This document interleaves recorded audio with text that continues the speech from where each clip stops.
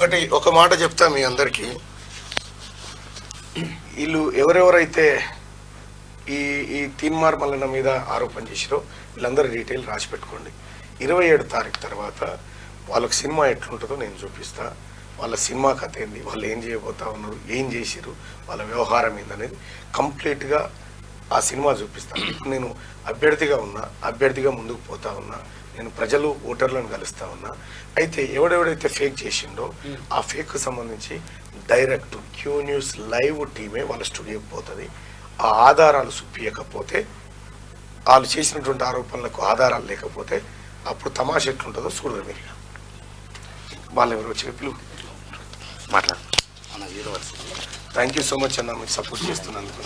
అంటే ఒకటి, వాళ్ళు నమ్ముకుంది ఇదే, ఈ చీటింగ్ వ్యవస్థను, ఈ చీటర్లుగా వ్యవహరించి కేసీఆర్ కుటుంబానికి ఉన్న చీటర్ వ్యవస్థ, లంగా లఫంగాయన్ని ఇప్పుడు అప్లై చేస్తూ ఉంటారు. మేధావులు అన్న పట్టభద్రులు పోయినసారి జరిగిన పొరపాటు ఈసారి జరగనివ్వరు.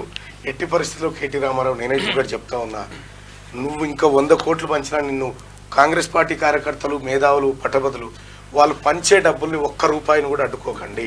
సజావుగా ఓటర్లకు పోయేటట్టు చేరనివ్వండి. ఎందుకనంటే అది మన పేదవాళ్ళ రక్తంతో సంపాదించిన డబ్బు అది. టీఆర్ఎస్ పార్టీ వాళ్ళు అలా ఇప్పుడు ఓటుకు 1000 రూపాయలు ఇవ్వాలనేది టీఆర్ఎస్ టార్గెట్ అన్నారు. నేనైతే ఇవ్వలేనన్నా, ఎందుకంటే నేను అక్రమ మార్గంలో సంపాదించలేదు. నిజంగా ఓట్లు కొని పదవి సంపాదించేటువంటి పదవి అయితే నిజంగా నాకు ఆ పదవి వద్దన్నా. చెప్పండి, ఏమంటారు?